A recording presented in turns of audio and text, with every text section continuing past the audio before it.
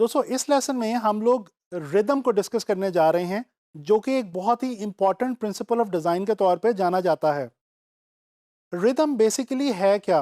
दोस्तों rhythm repetition की ही एक फॉर्म है, लेकिन इसके अंदर फ़र्क ये है कि रिदम में जब हम कोई डिज़ाइन एलिमेंट्स रिपीट करते हैं, तो उनको इस तरह से रिपीट करते हैं कि उनके बीच में कुछ ख़ास सर्टन इंटरवल्स या गैप्स प्रोड्यूस होते हैं। इस तरह से पैदा होता है जनाब अली रिदम। दोस्तों जब हम लोग म्यूज़िक सुनते हैं और कोई धुन हमें बहुत अच्छी लगती है, तो हम कहते हैं कि इस म्यूज़िक में बहुत रिदम मौजूद है। बेसिकली रिदम का म्यूज़िक के अंदर बहुत इंपॉर्टेंट रोल है। अगर आप इन म्यूज़िक नोट्स को गौर से देखें, तो आपको पता चलेगा कि म्यूज़िक की जो बीट्स हैं, उनके दरमियान एक ख़ास किस्म का सर्टन गैप पाया जाता है। इन गैप्स की मदद से ही बेसिकली रिदम प्रोड्यूस होता है म्यूज़िक के अंदर। अगर हम डिज़ाइन की बात करें, तो डिज़ाइन में जो एलिमेंट्स ऑफ डिज़ाइन हैं, वो बेसिकली वही रोल प्ले करती हैं जो म्यूज़िक के अंदर बीट्स प्ले कर रही होती हैं। दोस्तों कुछ बात कर लेते हैं रिदम की टाइप्स के हवाले से। रिदम की बेसिकली 4 टाइप्स हैं, जिनको हम आम तौर पे स्टडी करते हैं। Number 1 is random rhythm, number 2 is regular rhythm, number 3 is flowing rhythm and number 4 is progressing rhythm. तो चलें ज़रा इन चारों को थोड़ा सा डिटेल में देखते हैं कि ये क्या हैं। दोस्तों random rhythm basically repetition of elements से तब पैदा होता है जब इंटरवल्स या गैप्स जो उस रेपिटेशन के अंदर मौजूद हों, वो रैंडम हों, विदाउट एनी रेगुलरिटी। जिस तरह से आप इस इमेज के अंदर देख सकते हैं कि जो ह्यूमन फिगर हवा के अंदर मुअल्लक दिखाया गया है, उसकी रेपिटेशन कुछ इस तरह से की गई है कि बीच में कुछ खास गैप्स हैं जो कि रैंडम हैं, और इस रैंडम गैप से पैदा हो रहा है रैंडम रिदम, और ये बहुत ही खूबसूरती ऐड कर रहा है इस विजुअल के अंदर।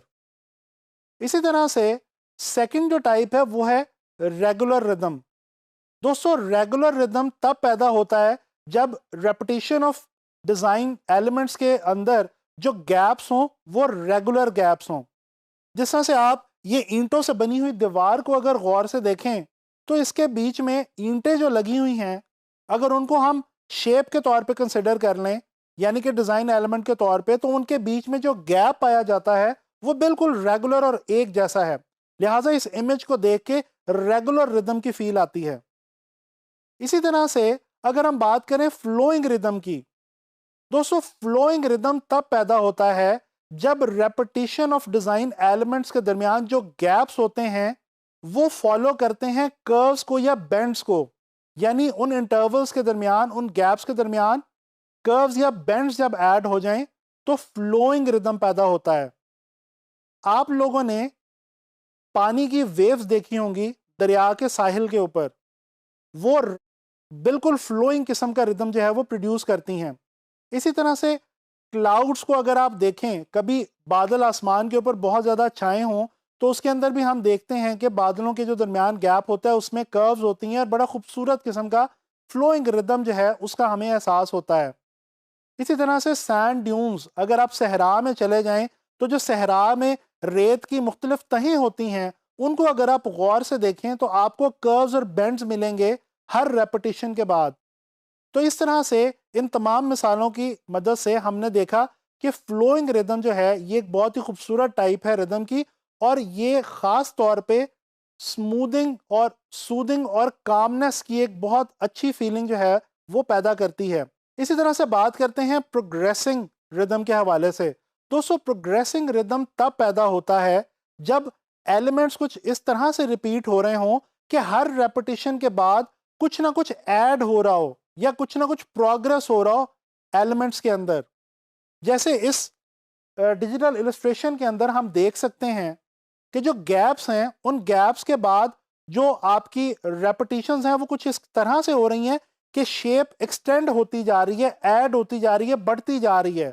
तो इस किस्म के रिदम को हम कहते हैं प्रोग्रेसिंग रिदम।